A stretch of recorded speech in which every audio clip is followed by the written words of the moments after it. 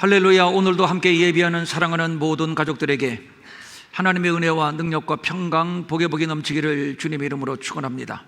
오늘 본문은 요한복음 마지막 부분입니다. 그동안 오랜 시간에 걸쳐서 요한복음을 상고했는데, 제가 요한복음을 상고하는 이유는 요한복음이 예수를 가장 명쾌하게 설명하고 있기 때문입니다. 물론 성경 전체가 예수 그리스도를 말하고 있습니다만, 요한복음과는 달리 그 성경을 다 읽고 나서 이 책의 내용은 예수 그리스도로구나, 이 책의 결론은 예수 그리스도로구나, 다 읽고 나서 결론을 내리게 되지만, 그러나 요한복음은 내가 주제를 찾아내는 것이 아니라 요한이 복음서를 기록한 목적에 대해서 분명히 명시하고 있습니다. 그렇기 때문에 독자들은 아예 처음부터 해답을 가지고 요한복음을 읽고 또 그 목적에 맞게 해석을 하면 되는 것이지요. 그러므로 독자의 입장에서는 쉽고 편안하게 요한복음을 대할 수가 있습니다. 그러므로 저 개인적으로는 66권의 성경 중에서 가장 논리정연하게 예수를 설명하는 책이 바로 요한복음이라고 생각을 합니다. 어려울 것이 없습니다. 아무리 어려운 수학 문제도 공식에 대입하면 쉽게 문제를 풀 수 있듯이 요한복음의 기록의 목적에 대입을 하면 예수님의 생애, 예수님의 사역 가운데서 풀지 못할 것은 하나도 없습니다.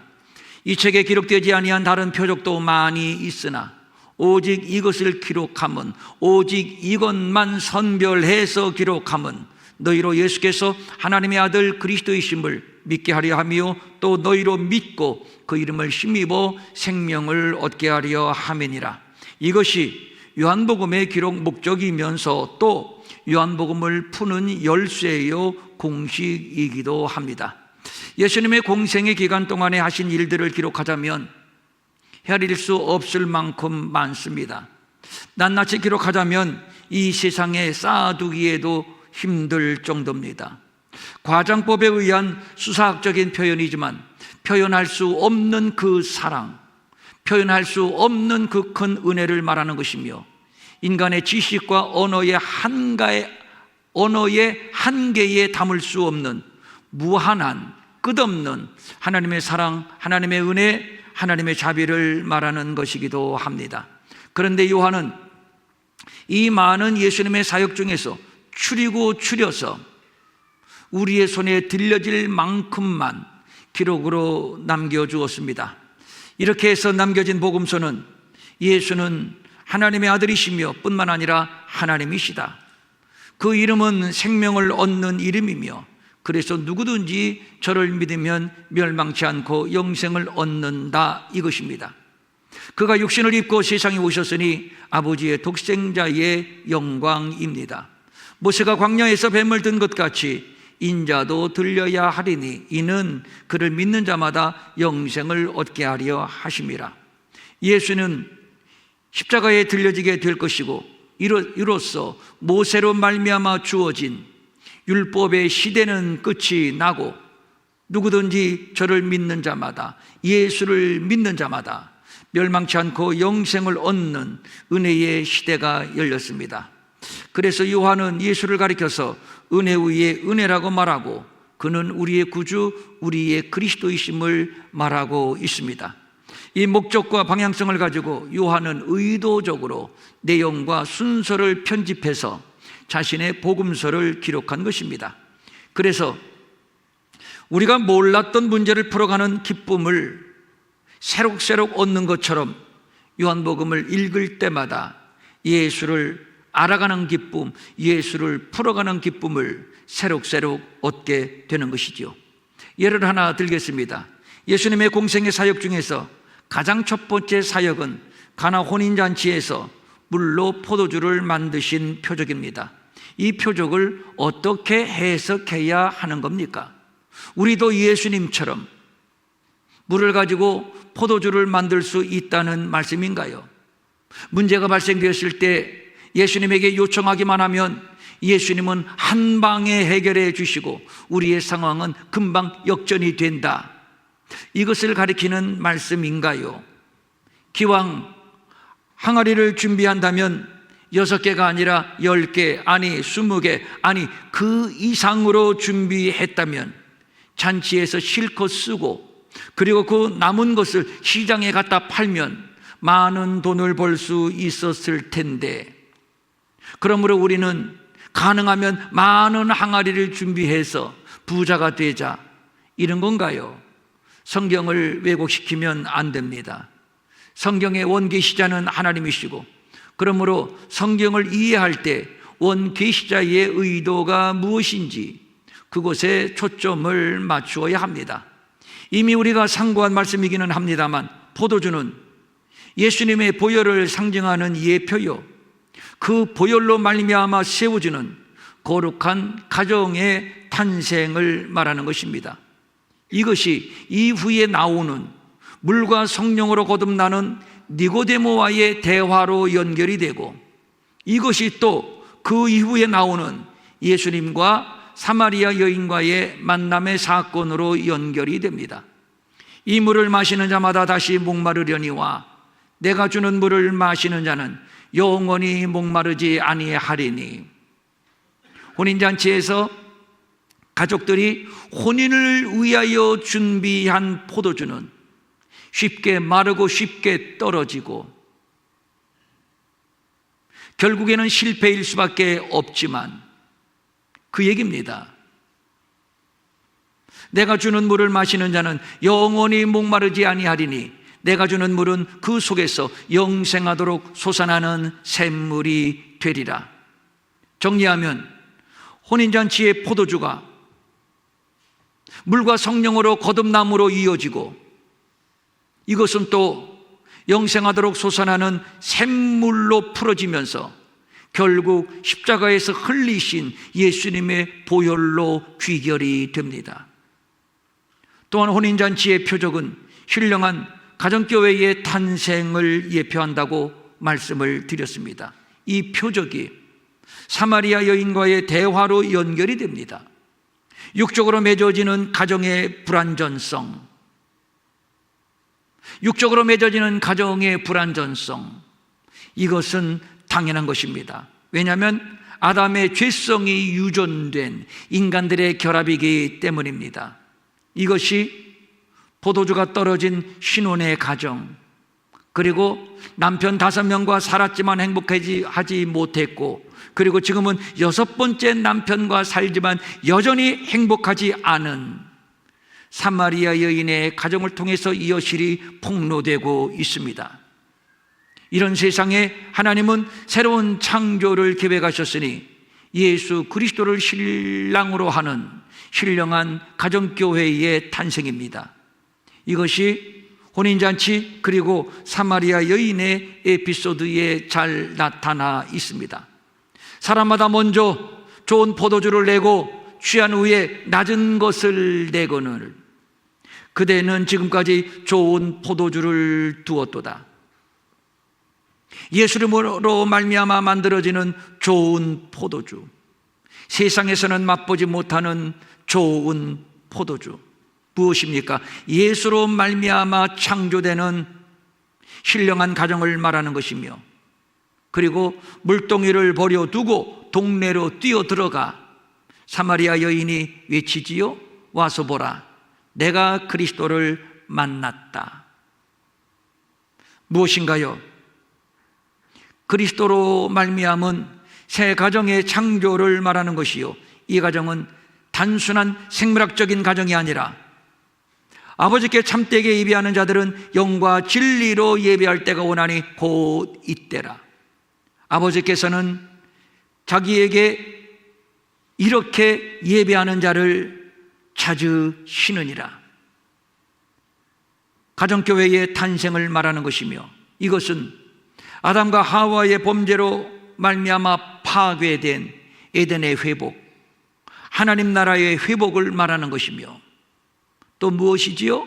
예배의 회복을 말하는 겁니다.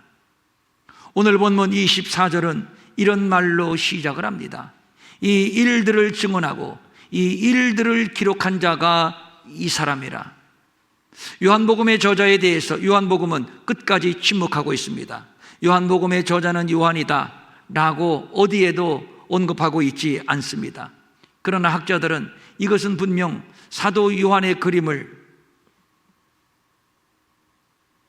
확신하고 있습니다. 요한은 베드로, 야고보와 함께 예수님의 제자 3인방 중에 한 사람입니다. 베드로가 예수님에게 직접 물어보기 껄끄러운 문제들, 예수님이 너무 어려워서 직접 물어보지는 못하고 요한에게 대신, 요한, 내가 대신 한번 여쭤봐.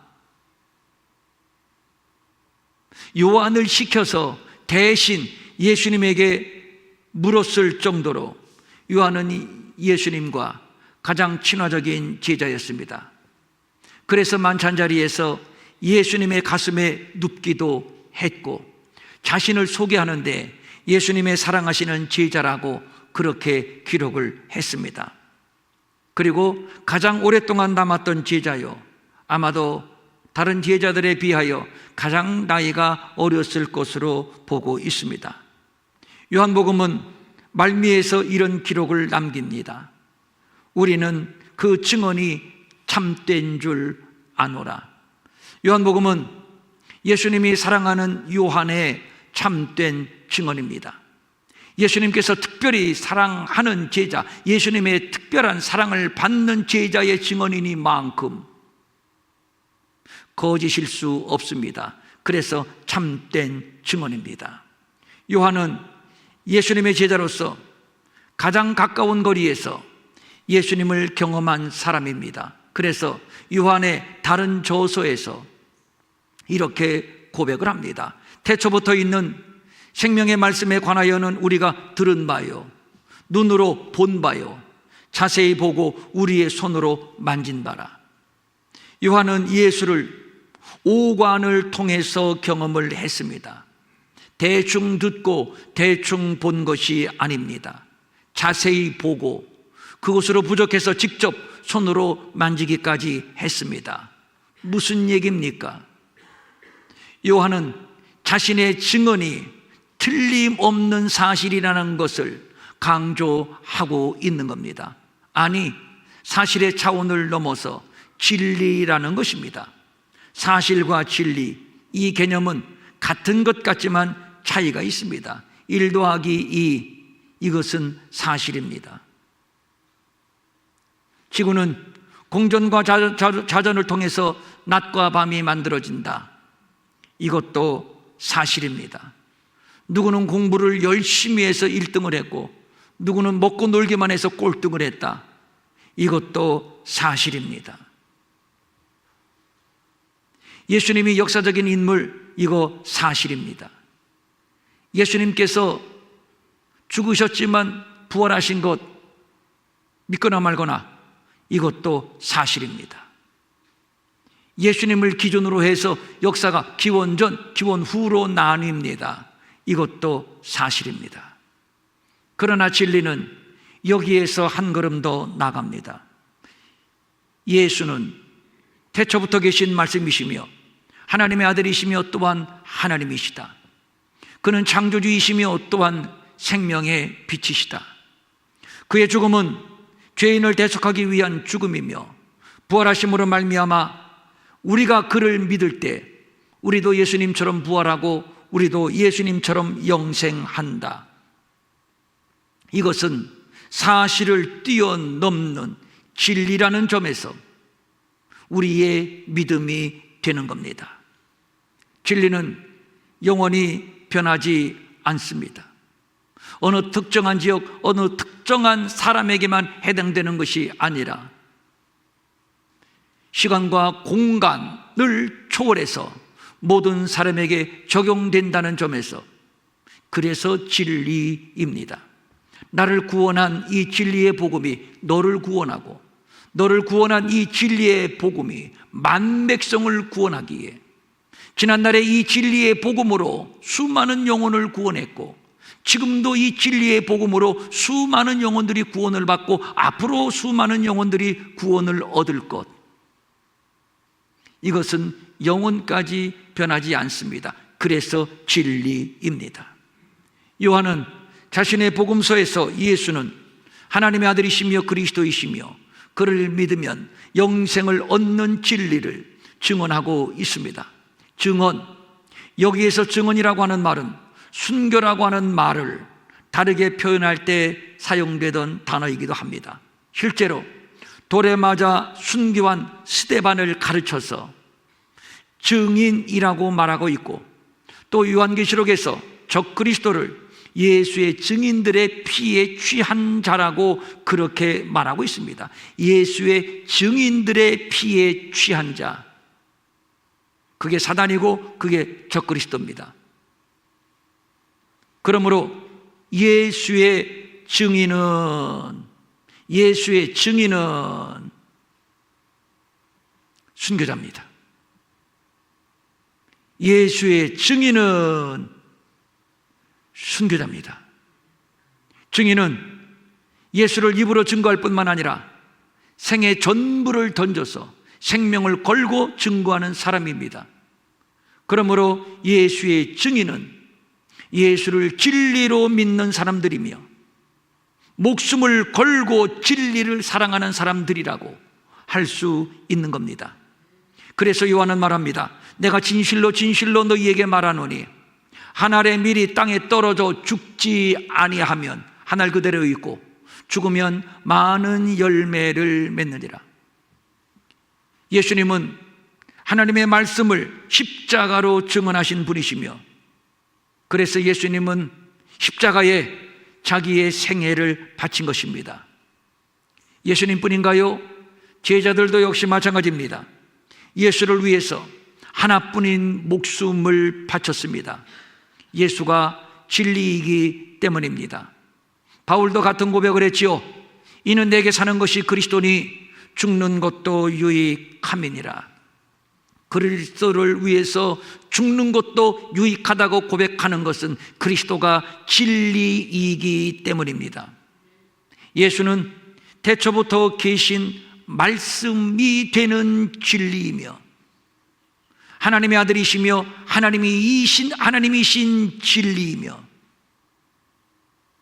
지은 것이 하나도 그가 없이는 된 것이 없는 창조주이심이 바로 진리이며, 그 안에 생명이 있었으니 이 생명은 사람들의 비친 것이 바로 진리이며, 영접하는 자 곧 그 이름을 믿는 자들에게 하나님의 자녀가 되는 권세를 주신 것도 진리이며, 부활이요 생명이 되심이 진리이며, 저를 믿는 자는 죽어도 살고 영원히 죽지 않는 것도 역시 진리입니다.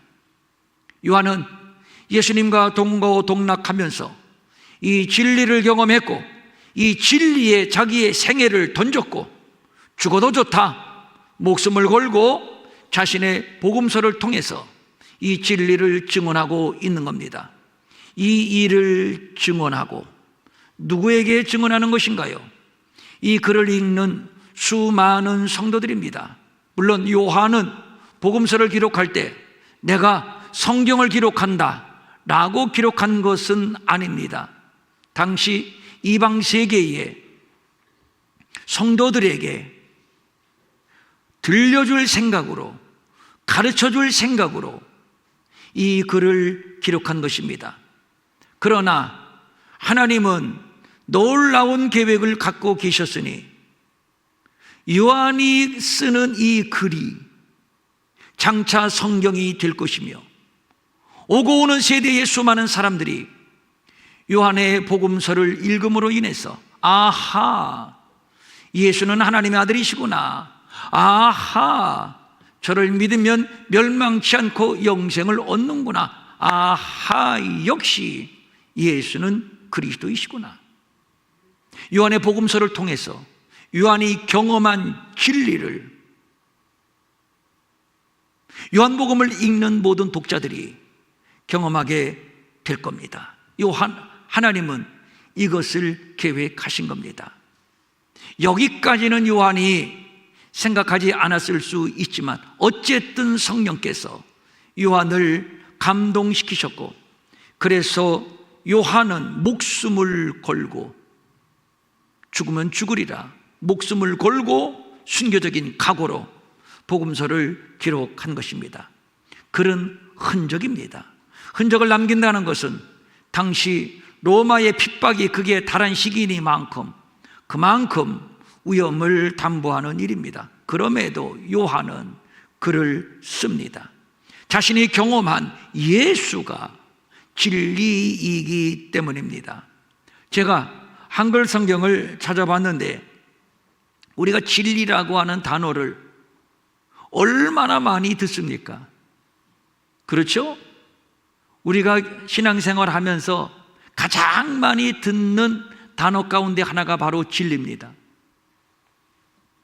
그런데 제가 공간복음서의 진리가 몇 번 언급이 되어 있나, 한글 성경 몇 번 언급이 되어 있나 찾아봤습니다. 마태복음 1번, 마가복음 1번, 누가복음 1번.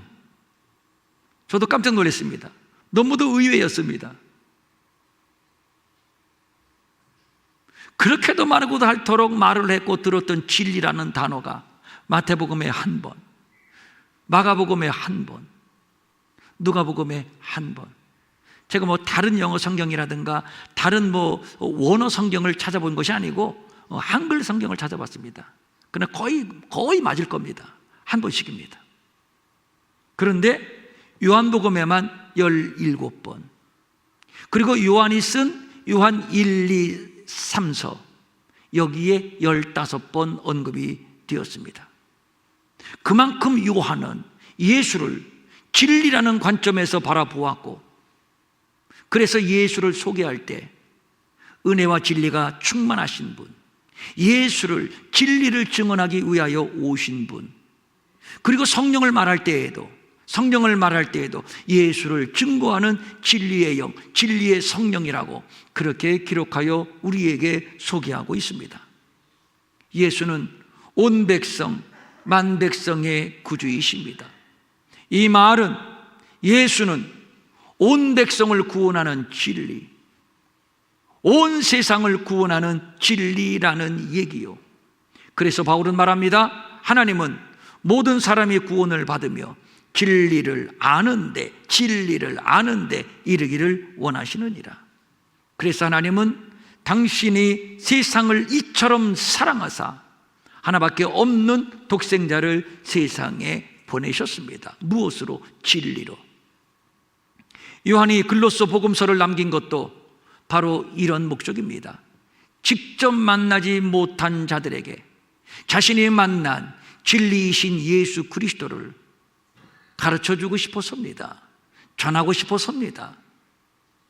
당신들도 물과 성령으로 거듭나며 저를 영접하여 하나님의 자녀가 되는 권세를 얻으라고, 멸망치 않고 영생을 얻으라고, 진리를 믿으라고, 지금 진리를 증언하여 소개하고 있는 겁니다. 예수님 이후로 2000년의 역사가 지났습니다만 돌아보면 2000년의 역사는 피의 역사입니다. 피 뿌려진 길을 따라서 복음은 전파되어 오늘날 이와 같은 큰 부흥을 이루었습니다. 이와 같이 주의 말씀이 힘이 있어 흥왕하여 세력을 얻으니라. 힘이 있어, 이 말은 지배하는 힘을 말하는 것입니다. 이 말이 헬라에서는 전쟁을 묘사할 때 자주 거론되는 단어이기도 합니다.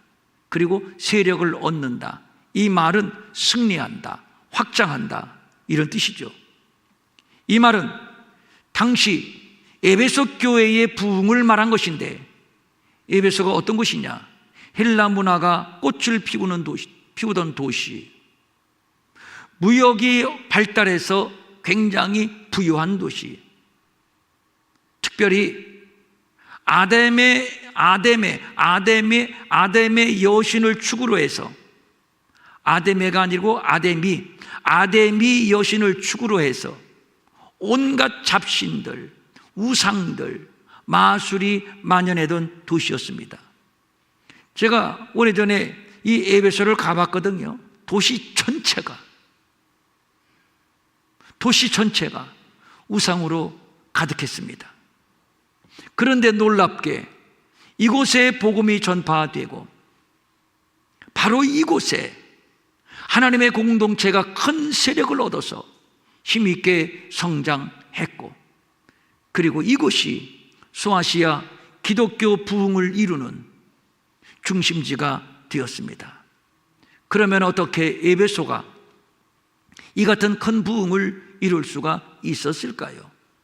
성경은 말합니다. 주의 말씀이 힘이 있어. 전파되는 주의 말씀이 힘이 있었기 때문입니다. 그러면 또 한 가지, 주의 말씀이 도대체 무엇이기에 힘이 있단 말인가? 뭐 원자탄이라도 달려가서 전했단 말인가? 그런 것이 아니고, 주의 말씀이 힘이 있었던 것은 주의 말씀이 진리이기 때문입니다. 진리이기 때문에 이 진리 앞에 사단의 종교가 무릎을 꿇은 겁니다. 사단의 문화가 무릎을 꿇은 겁니다. 사단의 정치, 사단의 경제가 진리 앞에 무너지고, 거룩한 하나님의 공동체가 적군을 물리쳐 돌진하여 세력을 확장하듯 그렇게 세력을 확장할 수가 있었던 겁니다. 예수가 진리이고 예수의 입으로 하신 모든 말씀이 진리이기 때문에 이 말씀이 전파되는 곳에 하나님의 나라가 흥망할 수 있었던 겁니다. 만약에 진리가 아니라면 몇 사람은 속일 수 있습니다. 1년, 2년, 10년, 20년, 100년, 200년 정도는 유지할 수 있을런지 모릅니다. 그러나 그 수많은 사람을 그 수많은 세월 동안 속일 수는 없습니다. 수많은 사람들이 수많은 세월 동안 예수에게 목숨을 거는 이유는 단 하나, 예수가 진리이기 때문입니다. 그의 말씀이 진리이며 그래서 복음이라고 하는 것이며, 그래서 또 바울은 말합니다. 내가 복음을 부끄러워하지 아니하노니 이 복음은 모든 믿는 자에게 구원을 주시는 하나님의 능력이 됨이라. 먼저는 유대인에게요, 그리고 헬라인에게로다. 시대를 막론하고 유대인과 이방인을 총막론하여 모든 믿는 자를 구원하는 하나님의 능력, 그것은 복음이요, 그것은 진리입니다. 그래서 이 진리를 경험한 자들은 이 진리의 증인이 되어서 자기의 생애를 바쳐 복음을 증거하는 것입니다. 그래서 이 진리를 경험한 자들은 담대하고 거침없이 진리를 증언하고 죽으면 죽으리라. 죽어야 한다면 그 죽음도 두려워하지 않고 복음을 들고 진리를 들고 불구덩이 속으로 들어갑니다. 사형장으로 들어갑니다. 그리하여 이와 같이 주의 말씀이 힘이 있어 흥왕하여 세력을 얻으니라. 바로 이것입니다. 요한은 이 비전을 가지고 결연한 각오로 복음서를 통해 우리에게 진리를 증언하고 있습니다. 우리는 그의 증언이 참된 줄 아노라. 우리는이라고 하는 불특정 다수가 요한의 증언을 뒷받침하고 있습니다. 그러면 우리는 누구인가? 요한의 기록에 우리라고 하는 주어가 껴들어왔거든요. 그러면 요한복음은 요한의 기록이 아니란 말인가? 더러 학자들은 의구심을 품는 자들도 있습니다. 어떤 사람은 20장까지가 요한의 기록이고 나머지 21장 갈릴리 사건, 갈릴리 사건은 후대에 사람들이 추가해 넣었을 것이다, 그렇게 보는 견해도 있습니다만, 그러나 누구의 글인가가 중요한 것이 아니라 요한복음이 진리를 증언하는 책이라는 것이 중요하며, 그런 의미에서 우리라고 하는 주어는 요한과 함께한 믿음의 공동체라고 보면 될 것입니다. 그렇습니다. 요한과 함께한 무리들이 요한의 증언을 참된 증언이라고 보증하고 있습니다. 요한이 말하는 것은 다 참이야. 요한의 증거는 다 참이야. 요한이 기록한 복음서는 다 참이야. 그러니까 요한의 증언은 요한 한 사람만의 믿음이 아니라 초대교회 공동체 모두의 고백이요, 이는 초대교회 공동체 모두가 예수 신앙에 목숨을 걸었다는 얘기이기도 합니다. 이것을 복음의 연대의식이라고 말합니다. 그렇습니다. 2000년 동안 교회 공동체는 동일한 고백을 가지고 있습니다. 예수는 하나님의 아들이요 그리스도시요 저를 믿으면 멸망치 않는다, 바로 이겁니다. 그래서 예수를 그리스도로 고백하는 세계의 모든 교회들, 세계의 모든 성도들은 모두 우리입니다. 모두가 그리스도 안에서 한 지체요, 한 가족이요, 한 성도요, 하나님 나라의 한 백성들입니다. 여기에 유대인과 이방인의 차별은 없습니다. 그래서 유대인과 이방인은 한세 사람입니다. 세계 어디를 가서 누구를 만나든지 예수는 우리의 그리스도이십니다 라고 외치면 저들은 두 손을 들고 아멘이라고 화답을 합니다. 예수 복음을 전하면 눈물 흘리며 감격하고 춤을 추며 찬송합니다. 그리고 나도 땅끝까지 복음의 증인이 되겠다고 결단을 합니다. 서로 끌어안고 기뻐합니다. 서로가 서로를 축복합니다. 언제 만나자고 기약 없는 약속만 합니다. 만납시다. 피부색이 다르고 언어가 다르고 나라가 다르고 문화가 달라도 이 복음 안에서, 진리 안에서 모두가 우리이기 때문입니다. 오늘로 요한복음 강해를 마치려고 합니다. 예수는 목숨을 걸 만한 가치, 즉 진리입니다. 이 진리가 진리의 목숨을 건 요한에 의해서 기록되었고 그 책이 우리 손에 들려졌고 그것이 요한복음이고, 그래서 우리가 요한복음을 펼쳐본다고 하나요? 펼쳐보면 어김없이 우리는 요한복음에서 진리를 만나고 진리를 경험하고 또 진리를 이해하게 됩니다. 이제 이 진리는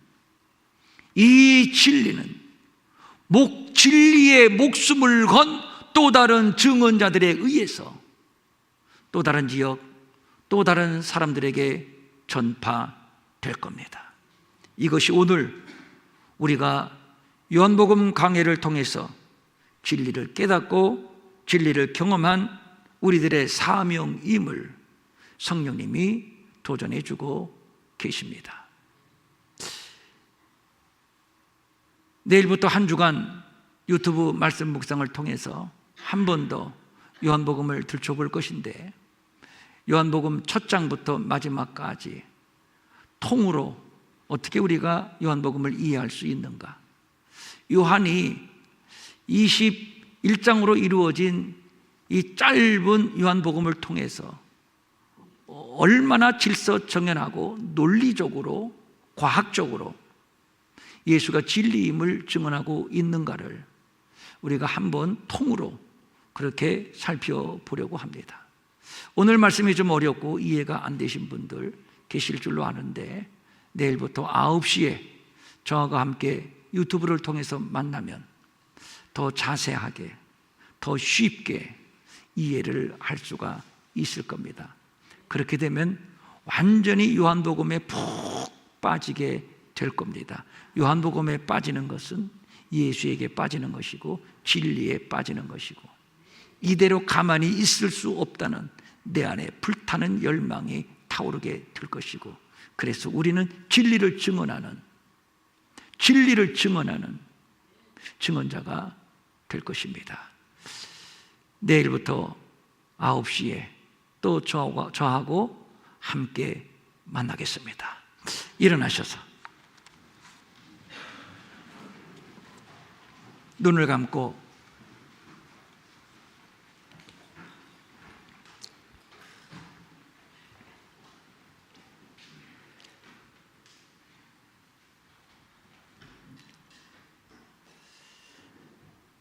요한은 자기가 만난 예수가 진리임을 확신했고, 침묵할 수 없어서 요한복음을 기록했고, 예수가 진리임을 글로써 우리에게 증언하고 있습니다. 그러므로 우리는 요한복음을 통해서 예수가 진리임을 알게 되고 깨닫게 되고 경험하게 되고,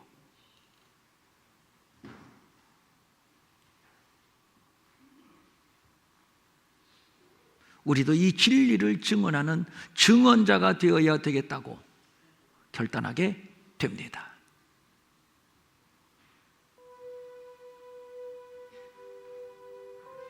요한복음을 우리 손에 들려주시고 요한복음을 통해서 쉽게 예수를 알게 해 주셔서 감사를 드립니다.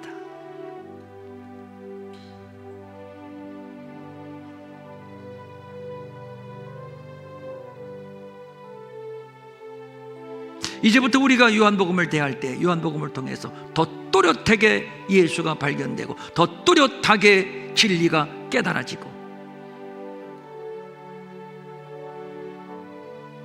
눈이 열려지고 귀가 열려지고 심령이 열려지고, 요한복음을 통해서 신구약 성경 전체가 보여지게 하시고 역사가 보여지게 하시고, 우리를 향한 하나님의 뜻이 무엇인지 깨달아지게 하옵소서. 진리의 성령님, 고개를 들고 성전문 나가기 전에 한 번 더 우리에게 충만하게 임하소서. 기름을 부으소서.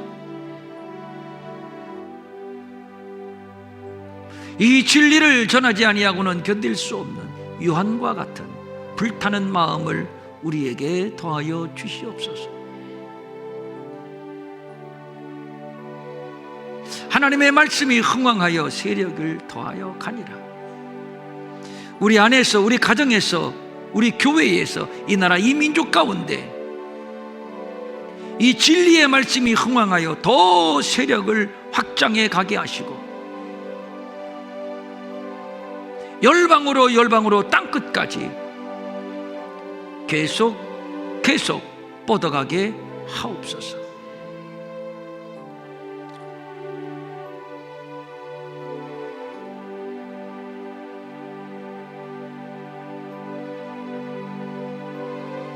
진리의 성령님 임하소서.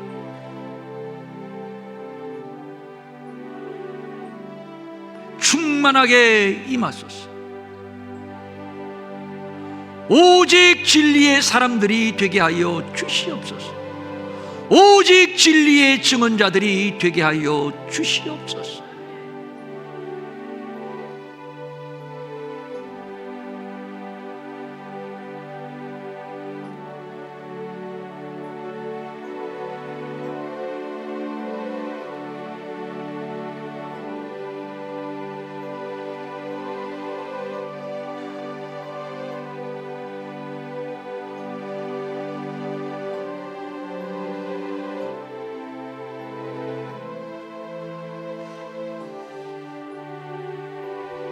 하나님 아버지,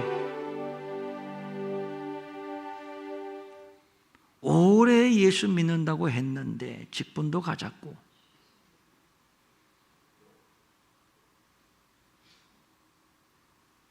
성전문 지방을 그렇게도 오래 드나들었는데 아직도 눈이 가려지고 아직도 심령이 막혀져서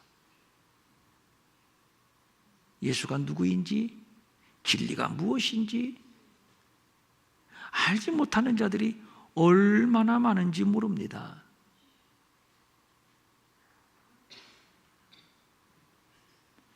강단에서 증거한 요한복음의 진리의 메시지가 새록새록 생각나게 하시고, 이 말씀이 나를 깨우고 이 말씀이 나를 세우고 이 말씀이 우리에게 자극이 되게 하시고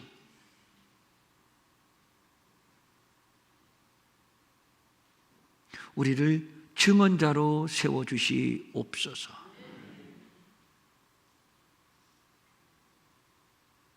예수 믿고 그냥 복이나 받겠다는 욕심,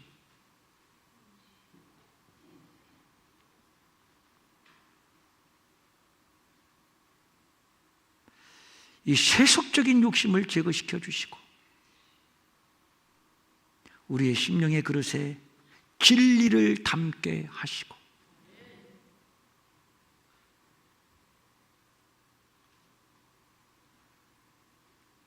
우리의 삶이 진리로 풍성하게 하시고,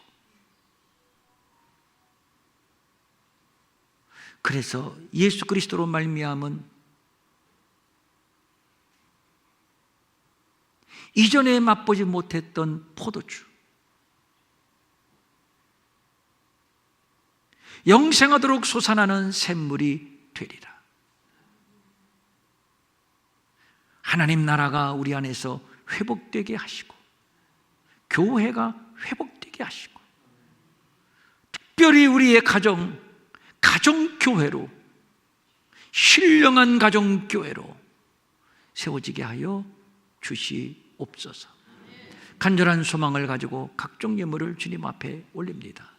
주일헌금, 주정헌금, 선교헌금, 11조, 감사원금, 장학헌금, 구제헌금, 각종 예물을 드립니다. 직접 와서 드리기도 하고 또 인터넷으로 드리기도 합니다. 드린 손길 가정 자자손손 복을 주시되 진리의 영으로 충만하게 하시고 진리 안에 세워지게 하시고 일평생 진리 안에 살다가 숨질 때 내 할 말 이것일세, 예수는 진리이시다. 병든 자 있습니까? 치료하시고, 궁핍한 자 있습니까? 물질의 결박을 풀어주시고, 영혼이 잘되고 범사가 잘되고 강건한 하나님의 복으로 충만케 하옵소서.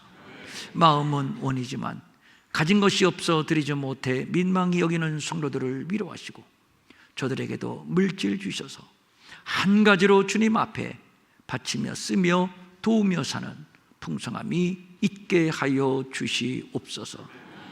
이제는 우리 주 예수 그리스도의 은혜와 하나님 아버지의 무한하신 사랑과 성령님의 감동하시고 위로하시고 안위하시고 능력 주시고 형통케 하시며 진리 안에 거하며 진리를 붙들며 진리의 증언자가 되기로 결단하며 돌아가는 모든 성도들 머리 위에 영원히 함께 하옵시기를 간절히 축원하옵나이다. 아멘.